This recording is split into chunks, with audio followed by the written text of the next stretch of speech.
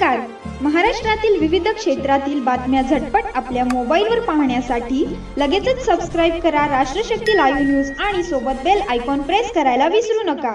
दुष्काळी जनतेचा तारणहार, विठुरायाच्या नगरीचा पालकमंत्री, दुष्काळी जनतेचा आपला नेता जया भाऊ बोलतात. एकदा हात वरती, जोरदार टाळी आपल्या जया भाऊसाठी. पोटात काय नाही, सारखं हात वरून टाळी वाजवा म्हणतोय तुम्हाला. एवढं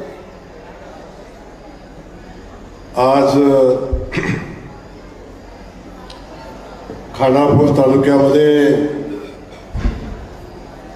भारतीय जनता पक्षाच्या भव्य दिव्य अशा मेळाव्याला रात्री 10 वाजता बोलण्याचा योग येतोय. आणि सेठ अनेक लोक म्हणत होते की खानापूर तालुक्यामध्ये भारतीय जनता पक्ष नाही. त्यांना हेच उत्तर आहे की रात्री 10 वाजता सुद्धा खानापूर तालुक्यातल्या भारतीय जनता पक्षाचे कार्यकर्ते मेळाव्यासाठी ताकदीने उपस्थित आहेत. आणि अशा सुंदर अशा या मेळाव्याच्या निमित्तानं आपल्या सगळ्यांसोबत उपस्थित असलेले बहुजनांचा नेता, की ज्या नेत्याचं नाव घेतल्यावर पूर्वी छत्रपती शिवाजी महाराजांच्या कालखंडामध्ये मोगलांना पाण्यात बघितलं की संताजी धनाजी दिसायचे, तसे आता प्रस्थापितांना गोपीचंद पडळकर दिसतात. पाणी जरी बघितलं गोपी दिसते का असं वाटतंय त्याला. असा आमचा बहुजनांचा युवा नेता सन्माननीय गोपीचंद पडळकर साहेब. दुसरा आमचा शेतकरी नेता, ज्या माणसानं शेतकऱ्यांच्यासाठी उभी हयात घालवली, शेतकऱ्यांना न्याय देता देता सामान्य माणसाला न्याय द्यायचं राजकारण ज्या माणसाने केलं, आणि कायम माझ्या सुखदुःखामध्ये, आमच्या सगळ्यांच्या सुखदुःखामध्ये जो माणूस राहिला ते आमचे नेते सन्माननीय सदाभाऊ यांनी या ठिकाणी यांचे मनापासून स्वागत करतो. सन्माननीय पृथ्वीराज बाबा या ठिकाणी उपस्थित आहेत, त्यांचे मी मनापासून स्वागत करतो. आमचा नानासाहेब महाराजांचे चिरंजीव आमचे वस्ताद सम्राट महाडिक यांचे मनापासून मी स्वागत करतो. अनेक माणसं स्टेजवर उपस्थित आहेत, सगळ्यांची नावं घेतलीत, मी सगळ्यांची क्षमा मागतो. तो आजचा कार्यक्रम आणि भारतीय जनता पक्ष मजबूतीनं ताकदीनं बांधण्याचं काम खानापूर तालुक्यामध्ये करत असलेले आमचे बंधू सन्माननीय ब्रह्मानंद पडळकर यांना मनापासून धन्यवाद देतो की आपण हे शिवधनुष्य आपण पेरले, ते आपण भारतीय जनता पक्षाची धुरा पुढे घेऊन चाललाय. या सगळ्यांचं स्वागत करत असताना पत्रकार बंधू आणि आमच्या माता भगिनी सगळे कार्यक्रम आता 10 वाजतात. आता अधिकचं मी बोलणार, सगळंच आपल्याकडून बोलून झालंय. पण मी मनापासून आपल्याला सांगेन की आज देवाभाऊचा वाढदिवस आहे. आणि देवाभाऊचा वाढदिवस होत असताना अनेक लोक वाढदिवसामध्ये मोठे मोठे फ्लेक्स लावतात, डिजिटल बोर्ड लावतात, वाढदिवसाचे बोर्ड लावतात. काही लोक बेंजो लावतात, काही लोक जेवणाच्या पार्ट्या करतात, काही भोकरं कापतात, आणि काही लोक पेपरला प्रचंड मोठ्या जाहिराती देऊन लाखो कोट्यावधी रुपयाचा चुराडा करतात. अशा वेळी आमचा नेता याने सांगितलं की माझा वाढदिवस एक तर करूच नका, आणि केला तर माझा वाढदिवस हा लोकांच्या सेवेसाठी द्या, लोकांची सेवा करणारा माझा वाढदिवस झाला पाहिजे. ही भूमिका या ठिकाणी माननीय मुख्यमंत्री महोदयांनी घेतली. आणि भारतीय जनता पक्षाच्या नेतृत्वाला आदरणीय रवींद्र चव्हाण साहेबांना मी मनापासून धन्यवाद देईन की यांनी या नेत्याच्या वाढदिवसाच्या निमित्तानं रक्तदान करण्याचा निर्णय घेतला. आणि भारतीय जनता पक्षाचा कार्यकर्ता आज सकाळपासून लोकांच्या सेवेमध्ये होता आणि लोकांच्यासाठी रक्तदानाचं पवित्र काम करत होता. आणि आज गोपी शेठ मनापासून सांगेन की आता रक्तदानाचा एका नेत्याचा किंवा एका विशिष्ट कार्यक्रमासाठी एका दिवसामध्ये झालेलं हे रक्तदान हे गिनीज बुक ऑफ वर्ल्ड मध्ये याची नोंद होईल. अशा पद्धतीचं कार्य आदरणीय देवेंद्रजींच्या वाढदिवसाच्या निमित्तानं झालं. आणि किमान 2 लाख, माझी माहिती अजून अपुरी असू शकते, पण किमान 2 लाख लोकांनी रक्तदान केलं. आणि आता ते रक्त लोकांचं जीव वाचवण्यासाठी उपयोगाला येईल ही भूमिका मांडणारा आमचा नेता. त्यासोबत आमच्या शेतकरी जेव्हा पुन्हा मुख्यमंत्री झाले आणि पहिली मुलाखत आपण ऐकली असेल, पहिल्यांदा त्यांनी सांगितलं की माझ्या शेतकऱ्यांना, दुष्काळी भागातल्या शेतकरी बांधवांच्या बांधावर पाणी देणं याला माझं प्रथम प्राधान्य आहे.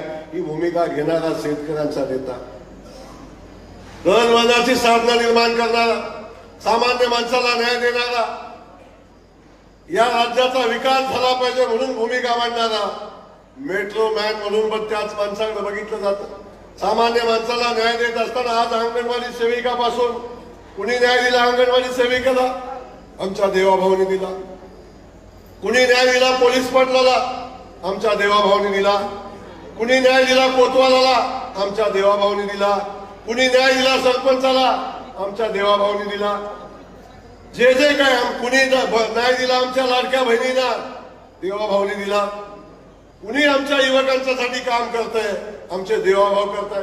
आणि हे सगळं करणारा या महाराष्ट्राचे अनेक जाणते राजे होऊन गेले. छत्रपती शिवाजी महाराजांना सुद्धा जाणता राजा न मानणारे जाणते राजे आपल्याकडे होऊन गेले. पण खऱ्या अर्थानं या माणूस आपल्या सगळ्यांच्यासाठी लढणारा, झगडणारा, झटणारा, विरोधी पक्षात असला तरी लोकांची जनभावना मांडणारा हा नेता. आज त्या नेत्याचा वाढदिवस आहे. मी आज आपल्या सगळ्यांच्या वतीनं आदरणीय देवेंद्रजींना मनापासून वाढदिवसाच्या शुभेच्छा देतो. आणि देवानं, परमेश्वरानं त्यांना उदंड आयुष्य द्यावं आणि हा महाराष्ट्राच्या देशाच्या प्रगतीमध्ये ईश्वरानं त्यांच्या पाठीशी उभं राहावं अशा पद्धतीची प्रार्थना या निमित्तानं करतो.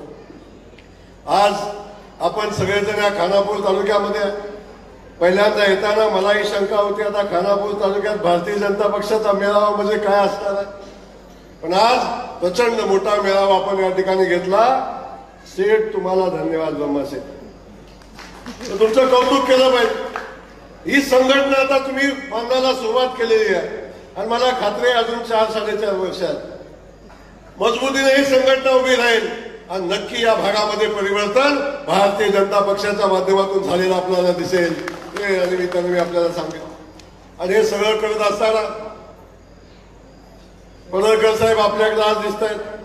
कॅमेरे सगळे लावणार असतात. कधी काय येतंय, कधी कुठनं बॉम्ब पडतोय, काय घडतंय, काय बोलतंय. पण आज मी मनापासून सांगेन, सर्वसामान्य माणसासाठी काम करणारा, सामान्य माणसाचं दुःख मांडणारा, गोरगरिबांच्या व्यथा मांडणारा, बहुजनांच्या व्यथा मांडणारा, आणि तो फक्त व्यथा मांडणारा नाही, व्यथा मांडणारे अनेक लोक आहेत. छत्रपती शिवाजी महाराज, शाहू महाराजांचं नाव घेणारी अनेक लोक आहेत. पण खऱ्या अर्थानं त्या लोकांना न्याय देण्यासाठी मांडलेला प्रश्न शेवटपर्यंत घेऊन जाऊन त्याला तडीस नेणारा नेता कोण असेल तो आमचा गोपीचंद पडळकर आहे. आजपर्यंत मला सांगा, गोपी शेठने एखादा विषय हातामध्ये घेतला आणि तो अर्धवट सोडला असा विषय मला सांगा. एकदा हातात घेतलं की त्या प्रश्नाची तड लावायची, त्याला पुढे घेऊन जायचं आणि त्याच्यासाठी शेवटपर्यंत लढाई करायची. मग जशी लढाई करायला लागेल तशी लढायची तयारी असते. कधी मुद्द्याची, कधी गुद्द्याची, जी वाटेल ती लढाई करायची ताकद याच्यामध्ये आहे. असा नेता या भागाला लाभलाय. माझी विनंती आपल्याला आहे, आपण असं नेतृत्व वाढवलं पाहिजे, फुलवलं पाहिजे आणि अशा नेतृत्वाच्या पाठीशी ताकदीनं उभं राहिलं पाहिजे. ही बहुजनांची नेतृत्व सहजासहजी उभी राहत नाही, कुणी राहू देत नाही. तेव्हा उभा राहिलेल्या नेतृत्वाच्या पाठीशी आपण सगळ्यांनी ताकदीनं उभं राहिलं पाहिजे. कोण बघताय? आपण इथं सदाभाऊ येत आहेत. सदाभाऊचं राजकारण आपण बघितलं. संघटनेत उभा राहिलेला माणूस एका वाकड्यावर, पुतळ्यावर झोपणारा, गोरडीवर झोपणारा नाही, शेतकऱ्यांच्यासाठी वाड्या वस्तीनं फिरणारा, शेतकऱ्याच्या बांधावर लढणारा नेता आज आपण सगळेजण बघतोय. अनेक प्रश्न त्या माणसाने शेतकऱ्यांच्या मार्गी लावले. देवाभाऊ कायम त्यांच्या पाठीशी उभे राहिले. असं आमची कर्तृत्वान नेतृत्वाची फळी या ठिकाणी आपण बघताय. सम्राट महाराजांच्या रूपानं या जिल्ह्याचं नवं नेतृत्व उभं राहताना आपण बघताय. जिल्हाध्यक्ष म्हणून काम करतायत. असे हिरे शोधून शोधून देवाभाऊ काढतात आणि त्या हिराला पैलू पाडण्याचं काम या निमित्तानं देवाभाऊंच्या नेतृत्वाखाली होताना आपण बघताय. म्हणून मला आपल्या सगळ्यांना या ठिकाणी एवढंच सांगायचं, कोण जयकुमार गोरे, काय इतिहास आहे, काय भूगोल आहे. माझे वडील ना आमदार ना खासदार ना पंचायत समितीचे सदस्य ना काय नाही, भूगोल ना इतिहास, कुठलाही भूगोल नाही, इतिहास नाही. एका सामान्य कुटुंबातून शेतकऱ्याचं रेशनिंग दुकानदाराचं पोरगा आलं आणि प्रस्थापितांची लढाई चालू केली, पाण्याचा संघर्ष चालू केला.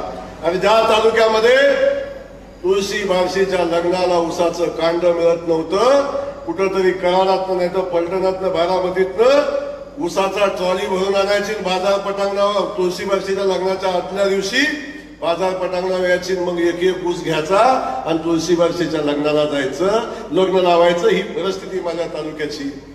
ज्या दुष्काळी भागात आपण बघितलं, जानेवारी महिना आला की पिण्याच्या पाण्याच्या टँकरसाठी संघर्ष करणारा माझा माणूस, माझा तालुका, त्या माझ्या मतदारसंघामध्ये पृथ्वीच्या अंतापर्यंत पाणी येणार नाही सांगणारी बारामतीची मंडळी, फलटणची मंडळी, पृथ्वीच्या अंतापर्यंत पाणी येणार नाही ही भूमिका सांगणारे बाबा तुम्ही काय म्हणता, हे कसं घडलं? कारण आमच्या लोकांच्या मनामध्ये ठासून ठासून भरलं होतं की इथं कधीही पाणी येणार नाही. आमचंही कधी कुणाला पाणी मागत नव्हतं, ठासून सांगितलं येणारच नाही, मग मागायचं कशाला, काय मागायचं, सभा मंडळ. अशा पद्धतीची परिस्थिती बघितली. त्या तालुक्यामध्ये आज 5 साखर कारखाने उभे आहेत आणि 5 साखर कारखाना ऊस बाहेर जातो. हा माझ्या तालुक्याचा इतिहास आहे. आणि मी शब्द दिला माझ्या जनतेला, ज्या दिवशी मी उभा राहिलो त्या दिवशी सांगितलं दुष्काळ मुक्तीसाठी जयकुमार गोरे आलाय. आणि आता सदाभाऊ, मी आता माझ्या जनतेला शब्द दिलाय, पाण्याच्या प्रश्नावरची शेवटची निवडणूक आहे बाबा. पाण्याच्या पृथ्वीच्या अंतापर्यंत पाणी येणार नव्हतं, त्या तालुक्यामध्ये पाण्याच्या प्रश्नावरची शेवटची निवडणूक आहे. आणि जर माझ्या तालुक्यातली 2 डोंगरावरची गावं सोडली तर प्रत्येक गावात पाणी पोचलं नाही तर हा निवडणुकीला कधीच उभा राहणार नाही. ही भूमिका घेऊन जयकुमार गोरेने काम केलं. आणि आज 70% मतदारसंघ माझा पाण्याखाली आहे आणि उरलेल्या मतदारसंघात पाणी चालू आहे. याला कोण कारण आहे? देवाभाऊ सारखं नेतृत्व आज आमच्या पाठीशी उभा आहे. म्हणून ह्या सगळ्या प्रश्न आम्ही घेऊन पुढे जातो आणि हे प्रश्न सुटतात. आज गोपीचंद पडळकर साहेब देवाभाऊच्या नेतृत्वाखाली काम करतात, सदाभाऊ करतात, आमचे पृथ्वीराज बाबा करतात, आम्ही सगळी मंडळी करतो. आणि प्रचंड मोठी ताकद सामान्य कुटुंबातल्या या युवकांच्या पाठीशी उभं करतात. कारण सामान्य कुटुंबातनं आलेल्या लोकांना सामान्य माणसाचं दुःख माहिती असतं आणि ही भूमिका घेऊन आपण काम करतो. आज काय मागितलं आमच्या गोपीचंद? इथं आल्यावर आमच्या रेवत सिद्धचं मंदिराचं काम झालं पाहिजे. काय मागितलं? इथं आल्यावर संताजीचं स्मारक झालं पाहिजे, संताजी घोरपडेंचं स्मारक झालं पाहिजे. काय मागितलं? इथं आल्यावर इथं बहिर्जी नायकांचं स्मारक झालं पाहिजे. ही भूमिका मांडणारा, सामान्य माणसाचं दुःख मांडणारा, पाण्यासाठी लढणारा, आणि ही सगळी भूमिका या ठिकाणी आल्यानंतर त्यांनी मांडली. सुदैवानं बाबा माझ्या नेत्यानं माझ्याकडे असं खातं दिलंय, जन्माला आल्यापासून स्मशान भूमीत जाईपर्यंत जे जे लागतं ते सगळं माझ्या खात्यात आहे.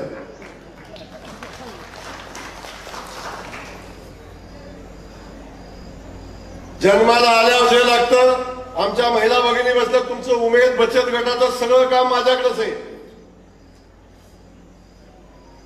आणि स्मशानभूमीत जाईपर्यंत सगळी व्यवस्था ती बी माझ्याकडेच आहे. बिलकुल चिंता करू नका. गोपीचंद मी जीवाभावाचे मित्र आहे आणि माझ्या खात्यामध्ये गोपी शेटला नो बजेट आहे. इथं बजेटचा विषय नाही आणि इथं देवाभाऊने आकडा सांगितला त्याचाही काही विषय नाही. देवाभाऊ जे मला कोटा देतील ते सगळा कोटा दे आमच्या गोपी शेठचा आहे. काळजी करू नका गोपी शेठ. रेवंत सिद्धांत सांगितलं मी आज सांगून जातोय 2 वर्षाच्या आत रेवणसिद्धाला 5 कोटी रुपये ग्रामविकास खात्याच्या माध्यमातून आपण देऊ. ब वर्ग देवस्थानचा दर्जा आपण देऊ. फक्त प्रस्ताव पाठवा. आहे तर बाकीचं माझ्यावर सोडा. आज आपण सांगितलं संताजी घोरपडेंचं हे जन्मगाव माझ्या इथं आपण बघितलं असेल ज्या काळखेडच्या डोंगरामध्ये त्यांचा अंत झाला ते ठिकाण माझ्या इथं आहे. आणि त्यासाठी आपण मागितलं. त्याची चिंता करू नका. आपण तातडीचा प्रस्ताव द्या. बाकी माझ्यावर सोडा. आपण फक्त तातडीचा प्रस्ताव द्या. आणि त्याच्यासोबत भैरजी नायकांच्या स्मारकाचं आपण सांगितले. त्याचं केवढं मोठं महत्व आहे. छत्रपती शिवाजी महाराजांचे जे मावळे 18 पगड जातीतले होते त्या सगळ्या मावळ्यांना सन्मान मिळाला पाहिजे अशा पद्धतीची भूमिका आपण घेतो.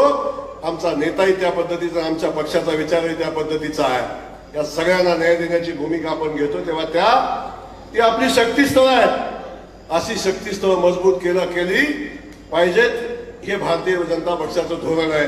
आणि त्या धोरणात आम्ही त्या शक्तीस्थानासाठी लागेल ते देण्याची आमची भूमिका आहे. त्यामुळे त्याची आपण चिंता करू नका. त्यालाही आपण मार्ग काढू.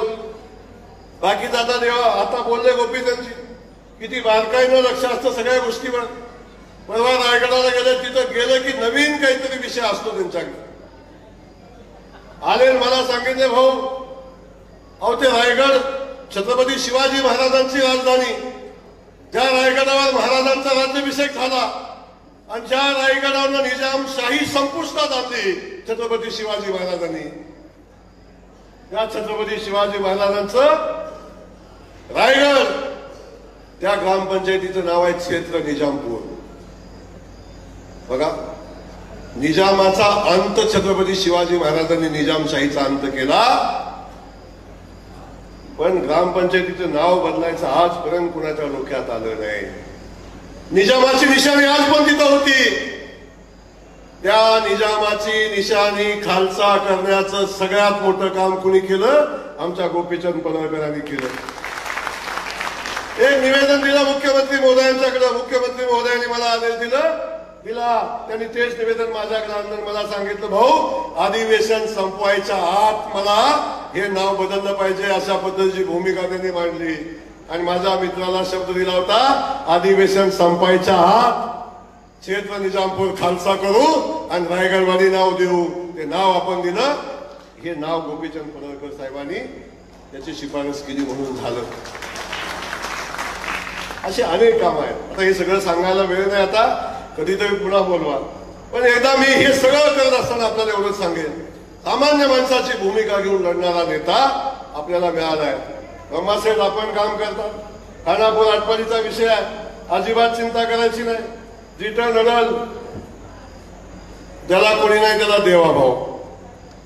आणि जिथं तुमचं नडल तिथं जया भाऊ. ही सगळी ताकद देवाभाऊने दिली. नाही तर आम्ही कोण आहे? भारतीय जनता पक्षानं ताकद दिली. नाही तर आम्ही कोण आहे?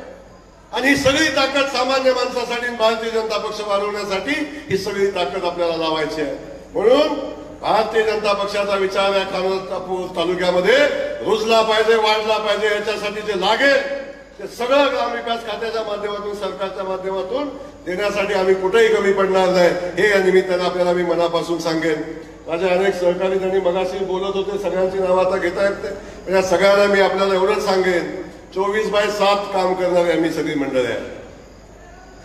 कसलाही प्रसंग कसली अडचण काही विषय येऊ दे 24/7 आम्ही उभे असतो. रात्री 3 वाजता फोन लावला तरी कार्यकर्त्याचा उचलतो आणि कार्यकर्त्याच्या पाठीशी उभं राहण्याची भूमिका घेतो. ही भूमिका घेऊन काम करणारे आम्ही सगळे कार्यकर्ते आहोत. म्हणून पुन्हा एकदा आपल्या सगळ्यांना विनंती करतो आपण अशा नेतृत्वाच्या पाठीशी उभं राहिलं पाहिजे. गोपी सेठच्या पाठीशी उभं राहिलं पाहिजे. आपण रमा सेठच्या पाठीशी उभं राहिलं पाहिजे. आणि या तालुक्यामध्ये भारतीय जनता पक्ष वाढवण्याचे काम आपण सगळ्यांनी केलं पाहिजे. आणि खऱ्या अर्थानं त्याच शुभेच्छा आदरणीय देवेंद्र फडणवीस साहेबांना या वाढदिवसाच्या निमित्तानं राहतील. ते काम आपण पूर्ण करावं एवढंच या ठिकाणी सांगतो. आपल्या सगळ्यांना धन्यवाद देतो. थांबतो. जय हिंद, जय महाराष्ट्र.